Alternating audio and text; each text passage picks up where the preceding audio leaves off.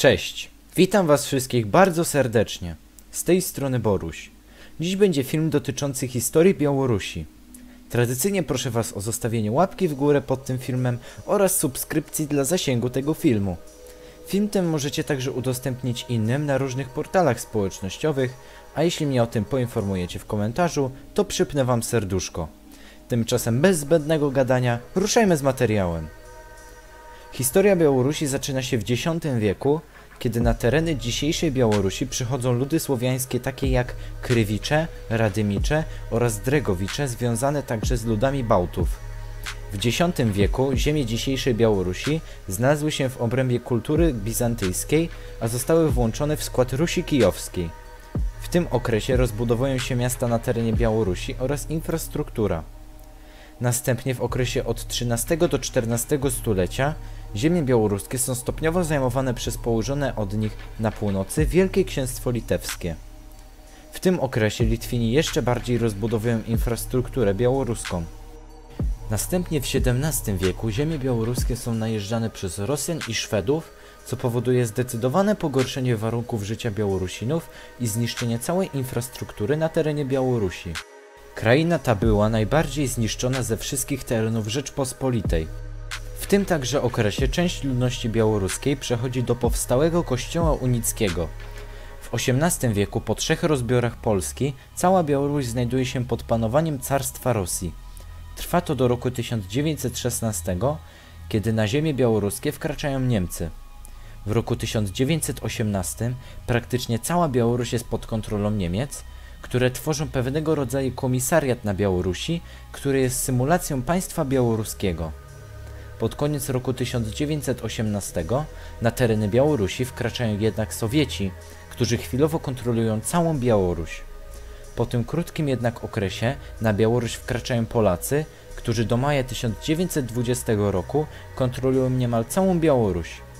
Po tym okresie jednak w ciągu kolejnego miesiąca cała ta kraina zostaje znowu zajęta przez Sowietów.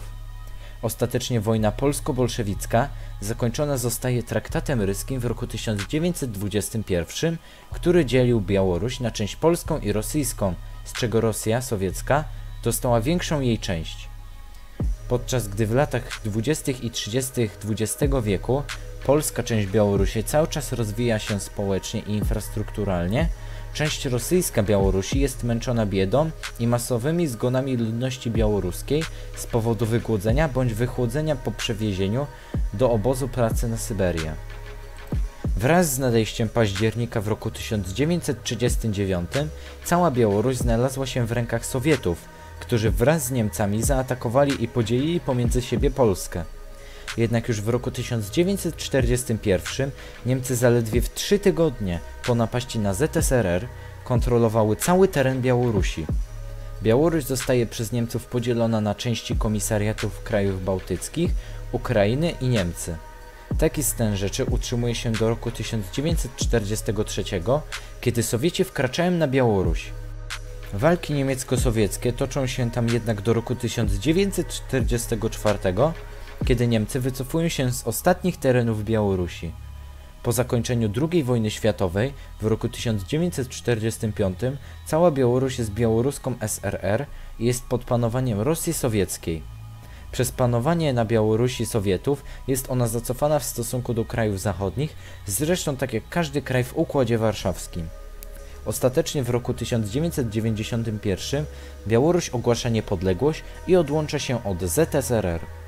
Od 1994 roku funkcję prezydenta Białorusi pełni Aleksandr Łukaszenka, co nawiasem mówiąc nie podoba się obecnie Białorusinom, którzy przeciw takiemu stanowi rzeczy protestują. Białoruś jest w związku gospodarczym i militarnym z Rosją i jest obecnie całkowicie uzależniona od tego kraju. Mam nadzieję, że film wam się spodobał.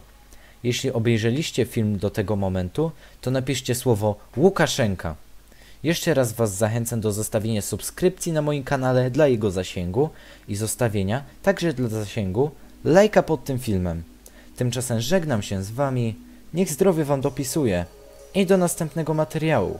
Cześć!